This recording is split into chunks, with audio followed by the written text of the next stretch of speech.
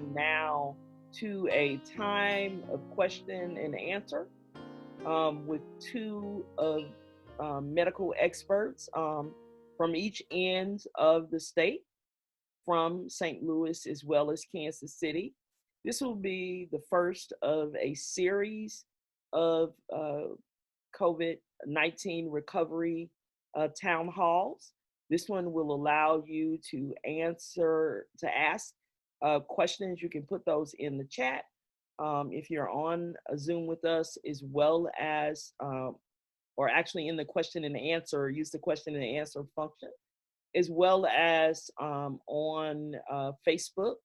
And we'll hear from those experts now. I'm going to introduce Dr. Rex Archer with the Kansas City, the Kansas City Medical Department, and he will share in his own way who he is, his position, and then I'll introduce our next guest, and we will open it up for question and answers. Again, we want to thank each of the faith leaders who shared of their time, but more than that, shared from the depths of their soul with sincere prayers from their own traditions.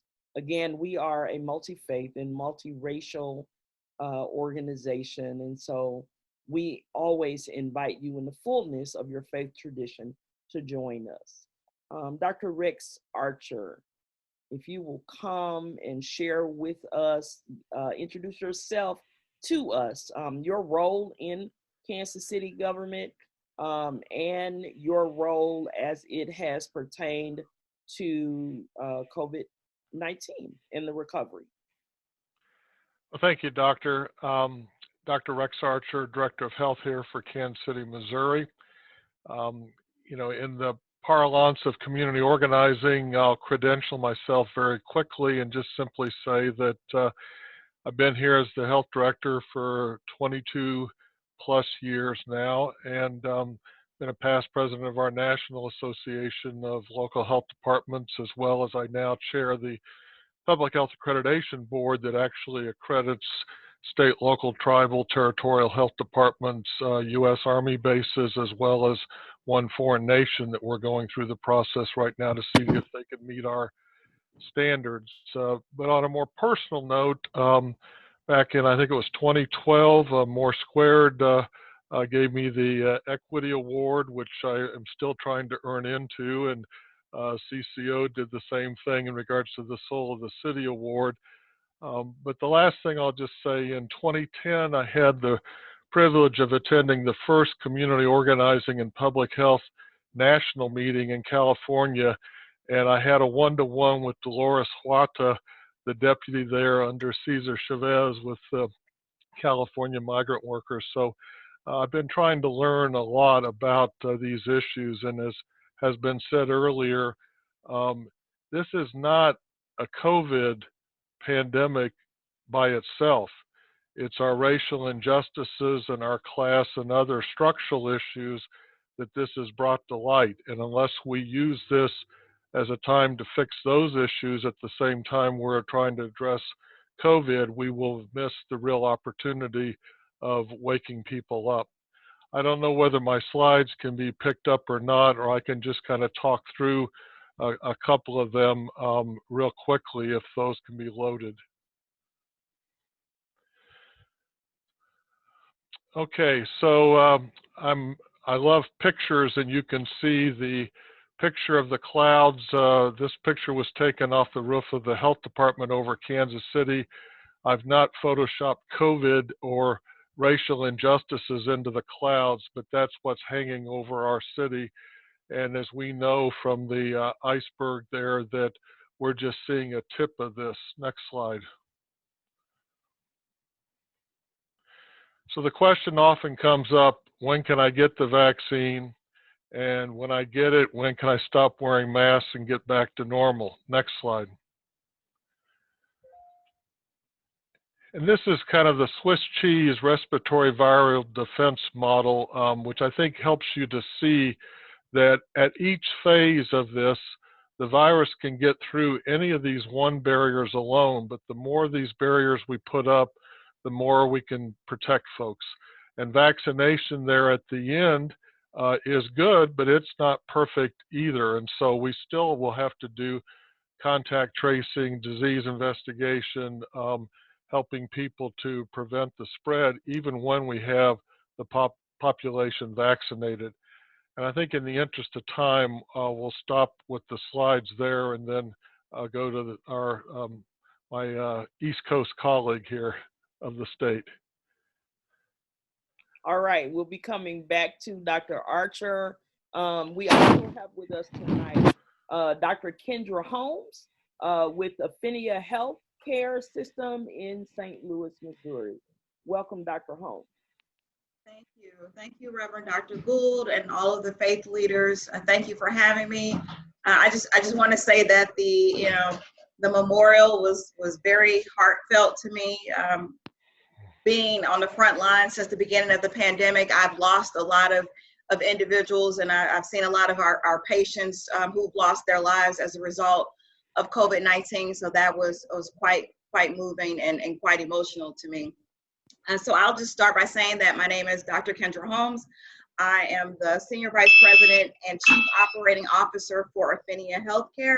Affinia Healthcare is a system of federally qualified health centers in St. Louis City and County. We predominantly serve, of course, underserved populations. By underserved, I mean uninsured, unhoused, undocumented, really any individuals who are in need of quality health care and just basically don't have the resources to pay for it. Since day one, we've been on the front lines providing COVID-19 testing. Affinia Healthcare was the first health center in St. Louis City to provide COVID testing in North St. Louis City and North and South St. Louis City. So been on the front lines from day one. And again, as Dr. Archer mentioned, this is COVID-19 is just one pandemic. We've already been dealing for years with the pandemic of health disparities in underserved and predominantly African-American communities, where individuals who, live in North St. Louis, the zip code of 63106, have health outcomes similar to third world countries. So, COVID-19 is nothing new to, individuals who are poor and who are under-resourced. This is something that has been going on for years. What we are definitely working on right now is overcoming the decades and the years of distrust that many in the African-American community have in the healthcare system. So we are working to really overcome that burden of getting individuals to feel safe about accepting the COVID-19 vaccine, because it really is a matter of life or death. As your memorial has very clearly shown, it is a matter of life or death. This vaccine is, what our communities need to stay healthy. And that's really our main priority right now, is to get this vaccine out and to get individuals safe. Thank you, Dr. Holmes. So we have a couple of questions that we received ahead of time, and I would like to ask each of you to share. You can share from where you are in your own location. I will start with, I'll start with you, Dr. Holmes, since you're on my screen. The tiers are confusing.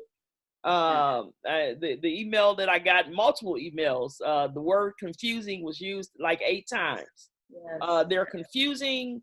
There seems to not be a clear indication of exactly which tier we are in and who's in what tier. If you're not age 65 or older and you don't have XYZ underlying conditions, when will it be your turn to get vaccinated?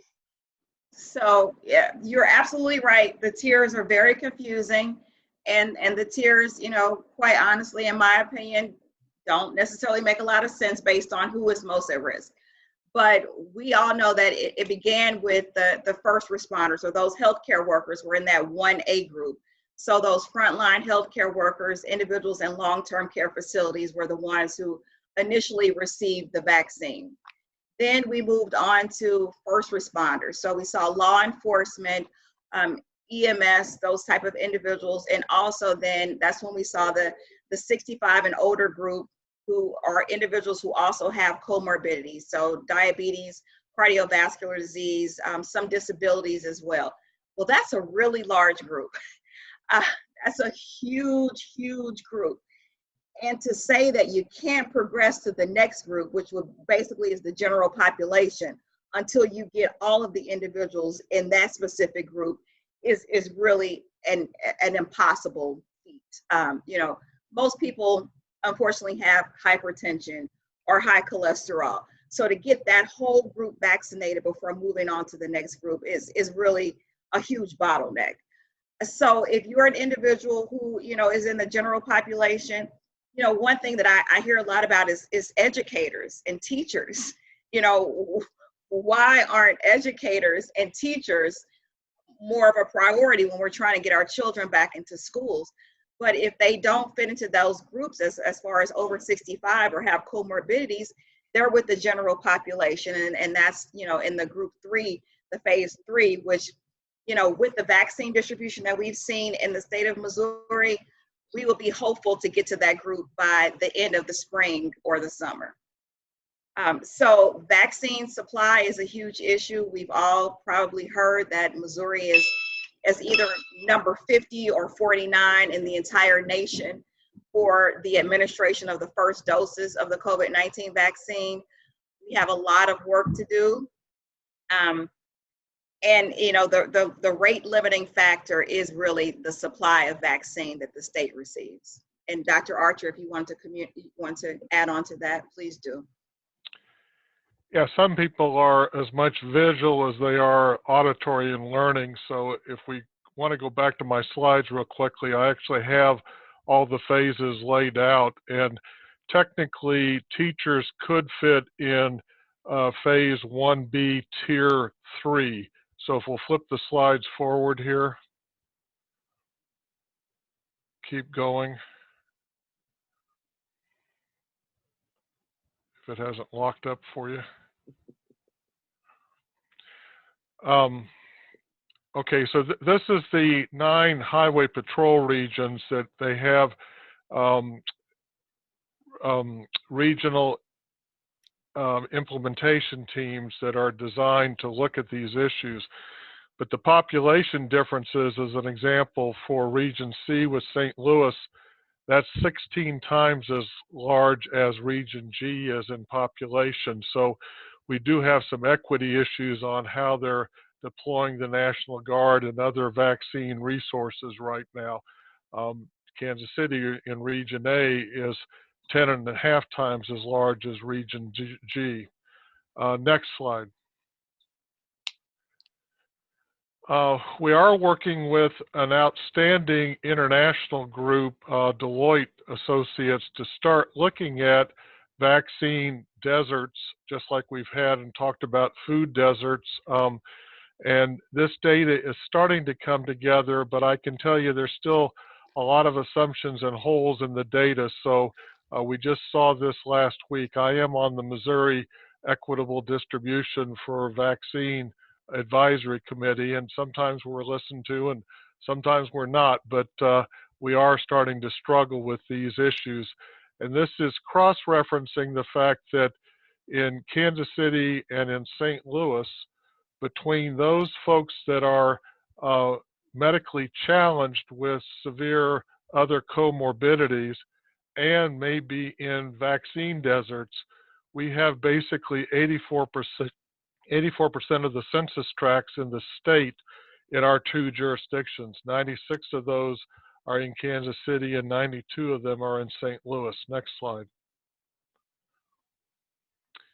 This is the phases. With phase 1A, we moved into phase 1B recently, but it's correct, as Dr. Holmes said, phase 1B, just tier 1 and tier 2, are about 1.6 to almost 2 million Missourians fit in those categories. So since we're only getting 80,000 doses a week, you can see that it's going to be a long time.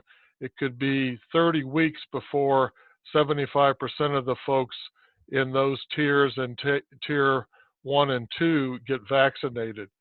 Under critical infrastructure, the teachers certainly, and not just teachers, the bus drivers in many school districts are as important as the teachers in regards to getting the kids to school and being part of that system. We can vaccinate teachers in schools that are over 65 or have pre-existing conditions, and they're the ones at risk. So far, until this new variant takes hold and we see a little bit more about it, we're not getting much child-to-child transmission and getting very little child-to-adult transmission in the schools. So my position has actually been, even back in the spring of last year, we didn't actually need to close the schools. The teachers were really not at risk when we do the things that we need to do. As we can see, other countries, New Zealand, Australia, Germany, have gotten this outbreak pretty much under control without even having vaccination, and we can do it in the schools. The real risk for most students and for teachers is out in the community, not in the actual school building. Next slide. And you can just flip through these, and I can send these slides out or however you want, so that people will have all this. I don't need to read all this to you, but just kind of keep flipping through the tiers there so that people can kind of see where they line up in regards to the various tiers and conditions. And no prioritization system is perfect. You can see here, let's stop here on phase 2. This was a concern that I've raised, and I've got a big concern on the disproportionately affected that I put there in red. So as an example, if we only allow folks that are over 65 to get vaccinated, then we have a racial structural injustice, because if people aren't getting to age over 65 proportionately that are black than are white, which is the case in our city with in sometimes a 10-year difference in lifespan between blacks and whites in different categories, then we are not vaccinating the same proportion of our population as we have of the population. And so there are some real struggles that we're still debating and trying to move forward on. We actually have 2 National Guard teams now deployed with 1,000, but only 1,000 vaccines that we can give out each week in our minority populations within the city. I think that's the last slide before we go back to other questions. Yeah, thank you. Thank you. And I certainly would like to receive those slides so that we can make them available for others. And remind us again, what tier are we in right now? So we are in tier, we've gone through 1A, but there's still a lot of people in 1A that haven't been vaccinated. Now, some of those are by choice, but the vast majority is because we just haven't got to them. We just did a mass clinic Saturday for dental hygienists and dentists that hadn't really been covered yet. And can you imagine working in people's mouths and not being protected from COVID? So there's still quite a few in phase 1A. In that phase 1B, that's everybody over 65, everybody that's got pre-existing major conditions that's over 16, and then there's various emergency responders and other groups that kind of fit in that category. But we're not yet to the critical infrastructure, which is where the teachers and schools and others would fit. But we can do them that fit other categories, like I said, if they're over 65 or they have other major pre-existing conditions. And they're really the ones that we need to protect with the vaccine right now, since we're not seeing much transmission from child to teacher. Thank you. Dr. Holmes, so I know I've been a co-resident of St. Louis County and Jefferson City, Missouri for the last 9 years. So I'm always tuned in to what's happening on the east end of the state. The governor released, that you could go to Walmart pharmacy and to CVS I've lived in St. Louis County for a long time, but I spent more than 30 years in St. Louis City. And where's Walmart or CVS? How are in St. Louis particularly, and I'm sure it's the same in Kansas City. I know there's that one CVS, I think on 39th or somewhere around there. But how are you addressing that in St. Louis? I know the mayor, talked back to the governor about that. But what's currently happening to offset that?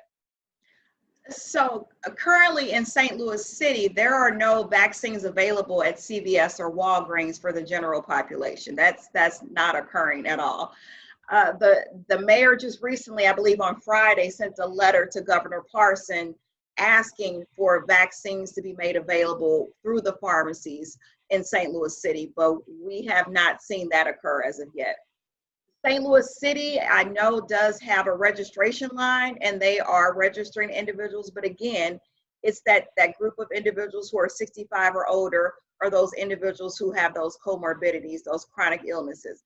And again, that's a huge group.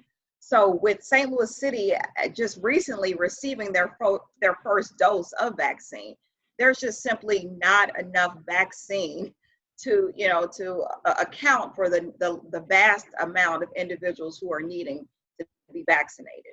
On our front, for community health centers, what we're doing is that we started based on the state distribution plan. So we did begin with first responders. We're doing our senior citizen patients, and again, it's based on the amount of vaccine that the state is providing to us. The state indicated early on that the hospitals will receive the largest percentage of the vaccines.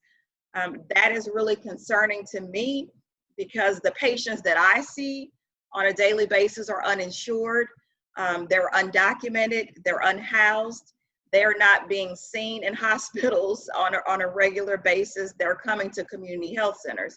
So that's again where you see the disproportionate distribution of the vaccine. Dr. Archer mentioned, that individuals 65 and older, well, the life expectancy for African Americans in certain zip codes, is greatly, lower than non-African Americans. So there again, you see that disparate distribution of the vaccine when, unfortunately, some Black people are not making it to the age of 65, but are still greatly in the need of this vaccine.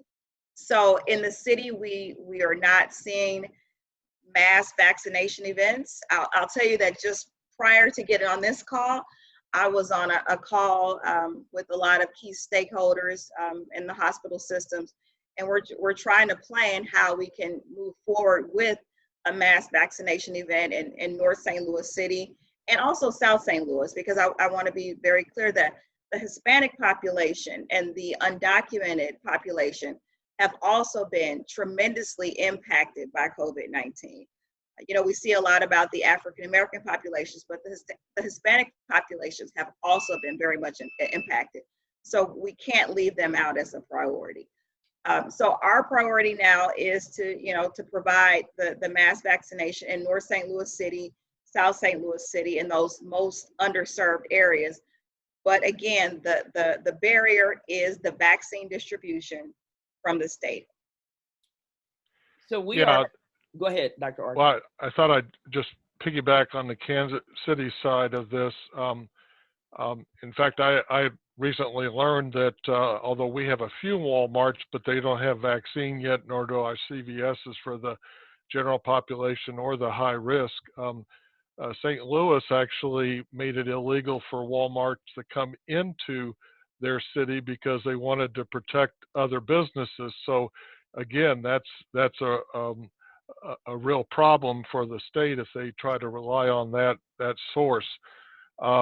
St. Louis got in their hospital systems 16,000 doses this last week. Kansas City got about 9,500, which is close to proportionate for our two parts of the state, but 60% of our state's population are in regions A and C, and we're not getting 60% of the vaccine right now, so that is a concern. We have prioritized, as mentioned, our Latino Hispanic population, their death rates are about twice as high as blacks, and the blacks are twice as high as whites. So we definitely need to be doing that. And our system, we have the ability to sign up to register to see if you can get in the queue to be vaccinated. We have it also in Spanish, the form, so that they can do it that way also to try to register. And we've got 59,000 folks that are already signed up wanting to get vaccine, when the most we've gotten any week is 1,000 doses. So, you know, it's going to take us a while to chip away at that issue. So you're on with a group of faith leaders. There are about 120 congregations of various shades of faith across the state that are a part of Missouri Faith Voices. Clergy colleagues have been burying the dead. We are still the people that get called when people are deceased. And one of the things, when you talk about disparities, one of the things that I noticed, and I had at least 2 questions about this, and I know you didn't make up the tiers and you didn't decide who was on there, but trying to figure out how we can all work together to maybe change this, that there were a couple of faith traditions that were listed. I think Catholic Charities, the Lutheran Church, United Methodist Church. I am a product born and raised and preaching in a traditional Black church setting. And so even that was alarming, that there was not even a line for clergy who have been out on the front lines, not just, you know, burying the dead, but also delivering food and providing mutual aid and benevolence to families who are impacted by COVID. From the conversations that each of you all are in with state government, have you heard anything that I can share with my clergy colleagues, or that you all can share? Dr. Arthur, since you're up, and then I'll Dr. Holmes. So yeah, and I see some familiar pictures there with Reverend Rodney Williams and Dade M. and others that I've worked with in the past. I have already raised the issue once, and it almost never fully takes ground when it's only raised once. But I've raised once that our clergy are on the front line because of those exact exposures, that it's not just the chaplain that may have rights in the hospital, but it's also all the folks that are doing the funerals, the visitation, all those components. So I think there's a good chance that we'll be able to get clergy into tier 3. But, you know, am I willing to bet my firstborn son on that at this point? No, probably not. But I might bet my house on it. I mean, I think we're, not that I'm a betting person, but and I didn't bet on the Chiefs either way. So, but yeah, I think that we need to elevate that because of that exact situation that you're talking about. Dr. Holmes, any additional insight you might have, or is that? No, I think that's spot on. Just with our COVID testing, we work very closely with the clergy to go into, the different houses of worship to get those individuals tested for COVID. So in doing that, I've established a lot of relationships with the members of the clergy. And I can tell you, just to be 100% with you, that as soon as the level was open up for individuals who are over 65 or who had comorbidities, I started reaching out to all of my clergy contacts and saying, do you have comorbidities? Can you send us individuals who meet these criteria? Because, we talk about, of course, the health implications, and mental health is an issue as well. But, we've seen so many people who just not being able to go into their house of worship has impacted them so much mentally and emotionally that it's honestly a priority for us to assure that the houses of worship are safe, and that again, they absolutely do need to be a priority, because there's the health impact, but what we're seeing even more is the behavioral health and just the spiritual and mental impact of individuals not being able to worship, not being able to congregate. It does put a huge toll on individuals. Yeah, thank you. So, well, and our 450 deaths to date that we have confirmed, and I say it that way because we know that there are a lot of folks that are dying that have not been tested. Our first death in Kansas City was actually over on the Kansas side, and the only reason it was discovered was the physician, when the person died in the hospital, went ahead and did a test because it just didn't add up. They had been transferred from a nursing home and it didn't add up. But if that death had occurred at the nursing home or at home, it would have never been recorded as COVID. So yeah, there's a big concern. I think nationally, we're probably underestimating our direct deaths from COVID by close to 40%. There are a lot of parts of Missouri, as an example, that you don't have a qualified medical examiner that's making that death determination.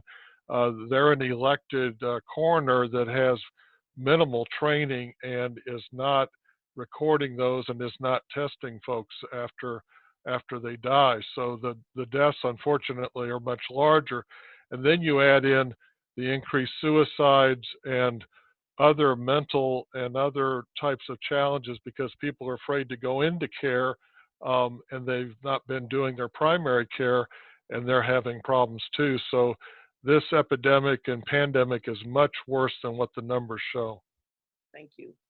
Dr. Holmes, I'll say this and then I'll go to the question that was sent to me. We know, particularly as Black women, and I know that you work closely in our community, that there is a lot of misinformation, a lot of disinformation, and a lot of mistrust, right? And legitimized, right? There are reasons that as a Black person who seeks medical care that you don't trust the system. If someone's out there listening as a Black healthcare professional, what would you say? I don't want to just dismiss the fears because they're real, but how might people start to at least try and feel better or get some information that they might be more informed? What would you say, Dr. Holmes? So I would say that the distrust is definitely justified. I am an educated person who, went to pharmacy school and, works in the medical field. And I too had some issues. I needed to, really look at the science and look at the studies before I personally felt, safe with taking the vaccine. And I will say that I have taken the vaccine and I'm fine. And I have very minimal side effects. But there's a lot of distrust and it's justified, especially, when we talk about African-American women are 4 times more likely to die during childbirth than white women in St. Louis. And that's not because of, lack of access to health care. It's not lack of education. It's basically because of institutional racism that we see in our healthcare systems that don't value the life of African-American women or their babies. So there's absolute justification for that distrust. And, when a person says to me that they have some concerns or they don't trust it, I absolutely acknowledge that. And I don't say that that's ignorance, because it's not. You have to listen to their concerns and then just basically tell them what the science is. And the science is that I know a lot of people feel as though this vaccine was developed quickly, is what the misconception is. But in fact, this science and this technology has been around for quite a long time. And that's how it was able to progress so quickly, because that RNA technology, as far as, vaccine development, was already, in the works decades ago. So just basically educating individuals on it, acknowledging that, hey, I absolutely get it. I am in the healthcare profession and I myself have my concerns.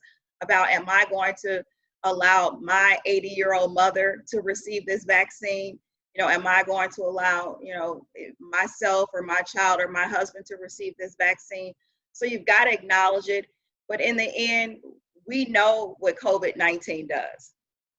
What we just saw with the list of all of the individuals who unfortunately have passed away for COVID-19, we know that this is a deadly, deadly virus. So again, it's a matter of life or death. So I explained to them, you know, what the science is behind the vaccine, help them to understand that, and then help them to understand that, you know, if you're at risk for COVID-19 and you're a high risk individual, it is really a matter of life or death for you to take this vaccine.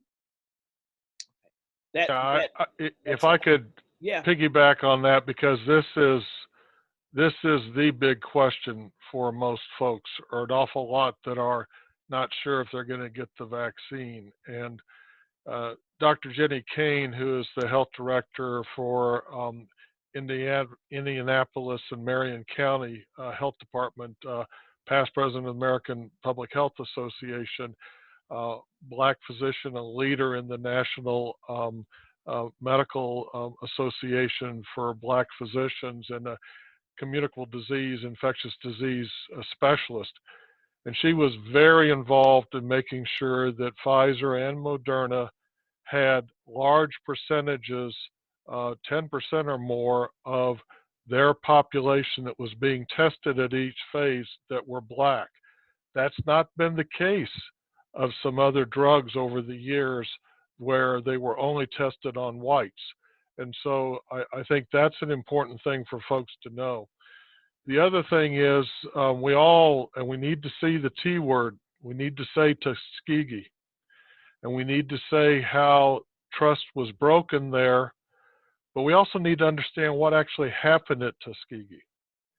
Tuskegee was denying people effective treatment. It was not giving them a bad treatment. It was denying them effective treatment. So if we don't take the vaccine ourselves when we know it's effective and much, much safer, hundreds of thousands times safer than getting COVID, then we're Tuskegeeing ourselves, and we're continuing that process. So we need to think very carefully about this. Think of how bright our vice president is and how much access she has to the top medical experts in the world. And she's got her vaccine.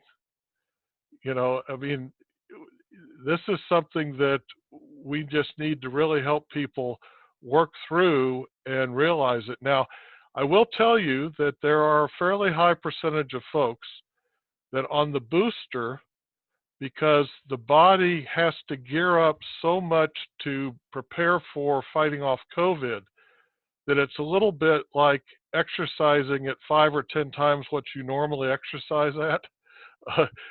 You're fatigued the next day. A lot of people, I really recommend most people to make sure you have a light day the day after or two that you get your booster. So, you know, for ministers that are preaching on whether it's Friday with our rabbis or whatever, be a little careful about getting your booster right before you have to perform and do your heavy lifting, because it can create some fatigue. Thank you. Thank you for that information. Dr. Holmes and Dr. Archer, you actually kind of answered one of the questions about side effects. Dr. Holmes, as a Black medical professional who is dealing in our community and seeing those who are being vaccinated and those who are not, have you seen any particular different side effects with African Americans who've had the vaccine that you would want to share, or share what even, and I know it's different for every person, but I also know that sometimes things behave in different bodies differently. So I'd love to hear what you have to say about that. So I can say that we're very fortunate to have the trust of our community. So just today, we had a full schedule and we're triple booking our appointments. And I can tell you that there was not one person who did not meet their appointment, who canceled their appointment. So we have a lot of individuals who are definitely wanting this vaccine. And part of my job is to observe the individuals during that 15-minute period after they receive the vaccine to see if there are any adverse reactions. And I can tell you that we've had no adverse reactions. Now, as Dr. Archer said, that second dose, that second booster, not the same day, but the next day, it will make you tired. A lot of people are very tired. I've seen some people who have developed a low grade fever, but with, over the next day, it's gone. The issues are resolved. But one thing that we were very concerned about was the fact that, during that 15-minute period or just after, there would be some adverse reactions, especially with the elderly, that they would experience after the vaccine. We have not seen that happen. We follow up with our patients. So we actually have a nurse contact our patients who receive the vaccine the day after they receive it, just to follow up and see if they're having any adverse events. We've seen no major adverse events at all. I know there was a lot of questions about allergic reactions. There was some, misinformation going around previously about, these severe allergic reactions that individuals would experience. And we've seen none of that. That's very helpful. So we are, if you're watching on Facebook, where most of you are, you've got like 5 minutes to put your question in the chat box. We have two of the most qualified people in the state to be able to answer your questions tonight.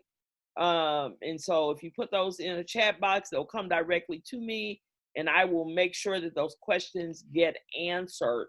And if there are any particular questions we miss, we will share answers to those as well on our social media. So Dr. Holmes, can you describe, again, knowing our level of mistrust and how it's real? I've, been watching a group of medical professionals that are friends and and some family members who've been sharing their experiences. Can you just describe your own experience? So if I'm out there watching and I'm not sure, but I see this sister who looks like me, who's also well-informed, and she might make me feel better about it. Can you just describe, how long it took? You may not have had to wait in line and all that because you're at the health clinic, but in general, how long, on average, is the wait, and just the experience? How long did you have to stay there? Because I know the medical professionals are kind of watching for that 15 or 20-minute period afterward. And what did it feel like? Was it just like, the last time somebody got a shot or a flu shot or something like that? Can you just describe that for us? Sure. So I did qualify in the first tier because I'm a frontline healthcare worker with patient facing. So I will say that I didn't receive the vaccine the first week because I wanted to allow the individuals who were more at risk, who had some pre-existing conditions, hypertension and cardiovascular disease, to receive the vaccine first. So I received the vaccine about a week or so later. The process was quite simple at Affinia Healthcare. So, you basically you fill out a consent form, you provide your information, to see if you have any specific contraindications to the vaccine. So that means, is there a certain health issue that you have where you absolutely cannot receive this vaccine?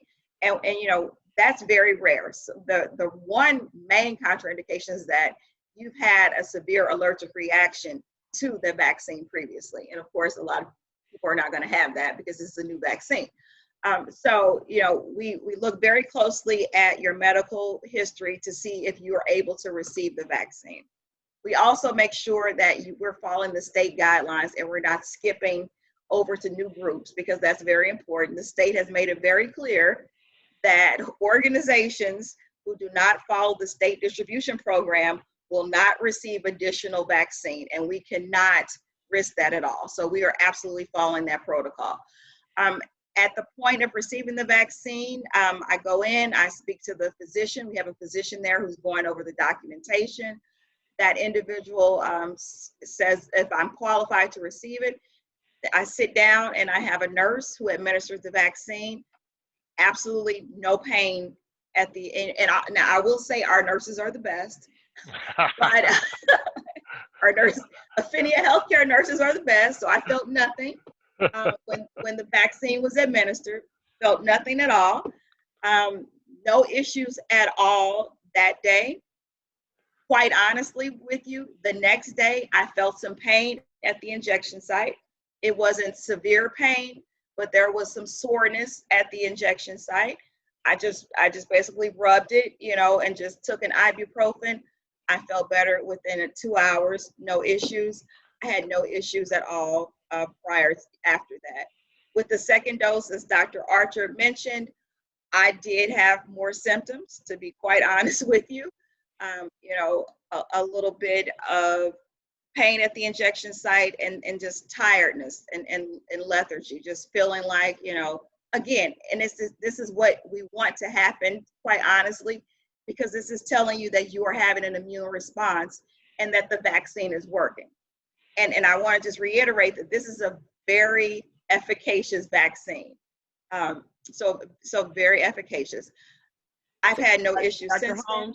So I know what that means, but just in case I'm out there on Facebook and I've been watching Dr. Fauci and I didn't even know what he meant when he said that, explain efficacious to us. It works. It works. So, this is over a 90% vaccine that is, over 90% effective at preventing individuals from becoming sick with COVID-19. Now, and Dr. Archer spoke to this as well. Does that mean I can stop wearing my mask? Does that mean that I can stop social distancing?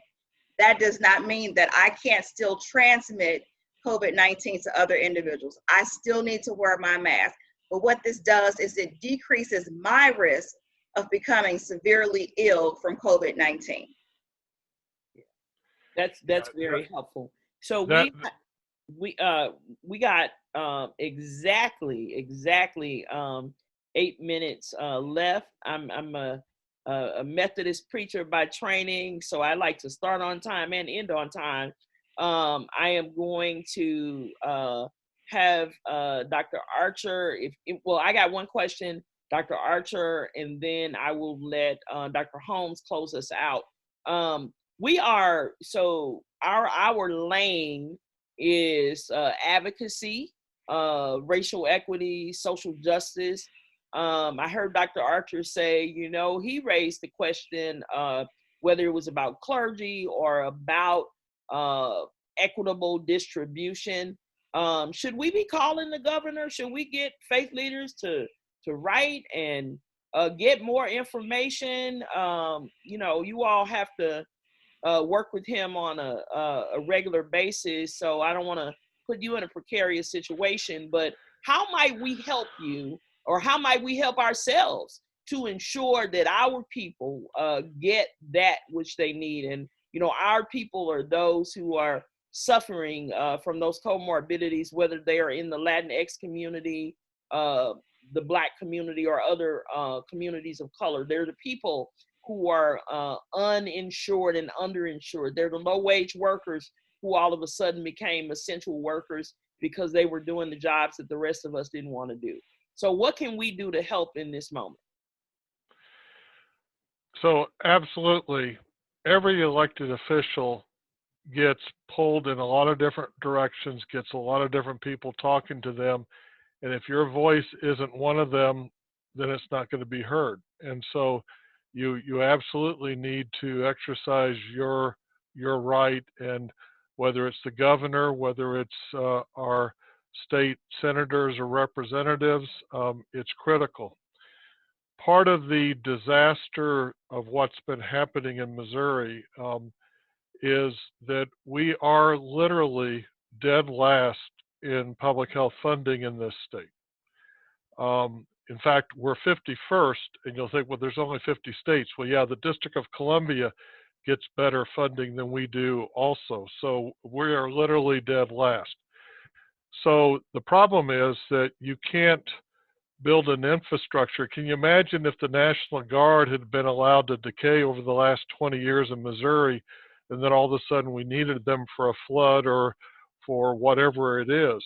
We've allowed that to happen to the public health system, and so, the problem is that it's not there to protect folks. So they need to hear that.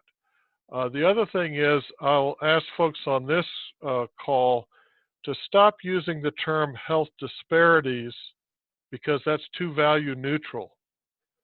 These are health inequities and health injustices, and we need to call them as such. Because health disparities, people can kind of wash that off, but when you start talking about it as an inequity and an injustice, there are I published an article a couple of years ago in Health Security, and showed that one of our biggest vulnerabilities as a nation is the fact that we don't have paid sick leave. And because of that, a lot of our outbreak problem in Missouri and the rest of the country is that people had to decide, do I go to work sick and spread the disease to other coworkers, or do I get evicted or not have food for my family? And so if we don't learn from this and pivot to where we get national paid sick leave and quarantine leave, we won't protect ourselves from COVID, and we won't protect ourselves from the next pandemic that will be hitting in most of our lifetimes at the rate that viruses are adapting and changing. We're going to have to deal with this again, I predict, fairly soon, even when we get past COVID. So yes, and I think there needs to be accountability. Right now, the system that we use for recording the vaccines, the Show Me Vax, doesn't even require race as a field. Now, you can put it in, but they can't generate reports out with it right now. So I don't have a way of proving how well we're doing on inequities and injustices in my city because I can't get the data back out. We're trying to hand tally ways of recording this stuff so that we can move forward. We are prioritizing with our 59,000 that are signed up, where we look at our 11 zip codes with our highest death rates from COVID after you take out the deaths in long-term care, because if a zip code has a whole bunch of long-term care facilities, they got their vaccine another way. Plus, those folks may not be residents of that zip code, but they went to the long-term care facility in that zip code. So I'm looking at where residents are dying at home or in the hospital, and we're prioritizing our signing folks up based on that. And so that our profiles are looking better as we're vaccinating, but I'm only getting 1,000 a week, and I've got 500,000 population. Gotcha. So it's going to take a while. But yes, advocacy, and the governor needs to hear, but also needs to hear from rural clergy. We got all of it. Yeah, it's got to be everybody. He's got to be hearing from everybody, not just the urban areas. Absolutely. Thank you. And we got clergy that cover the width and breadth of the state. And so I think, Dr. Williams, we know what our next move is around that. So thank you. And we will have the last word. I want to thank all of our clergy who gathered to share in prayer. We will have a YouTube video that will also include the names that we know that we missed, the technological glitches, and that will be available probably in the next 48 hours. But thank you to our clergy. Thank you to families who shared those sacred names with us. We will continue to remember you in prayer as well. And thank you to our esteemed guest, Dr. Rex Archer from Kansas City. And now the last word with Dr. Kendra Holmes from Affinia Healthcare in St. Louis. I just want to say first, thank you, Reverend Dr. Cassandra Gould, for having me and all of the faith leaders. And I also just want to reiterate that the clergy is a powerful lobby, very powerful lobby. So when you speak of advocacy and, yes, I do have to work with the governor's office in the state, but I am unafraid to say that we absolutely need to hold them accountable. We don't have mass vaccination in St. Louis City. I'm not sure, Dr. Archer, if you've had state-funded mass vaccination in Kansas City, and we need to ask the governor, why is that so when there is massive vaccination in rural areas? So not to forget about the urban areas, which are predominantly African-American, Hispanic, undocumented, we matter as well. So again, advocacy is very important. And just finally, I know there's a lot of questions and concerns about this vaccine, but as Dr. Archer mentioned, we know what COVID-19 does, and it absolutely does kill. And this vaccine works, it's safe, and we need to make it a priority to have underserved communities receive this vaccine. All right, and on that note, we will end our evening. Again, I'm Reverend Dr. Cassandra Gould, the Executive Director of Missouri Faith Voices. You can learn more about us. If you're watching on Facebook, obviously, you found your way to our Facebook page. You can follow us on Instagram and on Twitter at MO Faith Voices across all three social media platforms. You can visit our website, Missouri spelled out, faithvoices.org. We are a nonpartisan, multi-faith, multiracial, statewide organization. This is our 10th year. And so we might be calling on you in the future as we plan our 10th year celebration. And we thank you to all of you who continue to support us with donations. God bless you and have a good night. And we will continue to pray that we all stay safe. Continue to wash your hands. Continue to wear masks, including double masks. Avoid parties. Stay in as much as you can. And when it's your turn, get the vaccine if you are able to. We will do our part to advocate for you to ensure that all of God's children have an opportunity to get what they need until we can see our way out of this pandemic. Good night.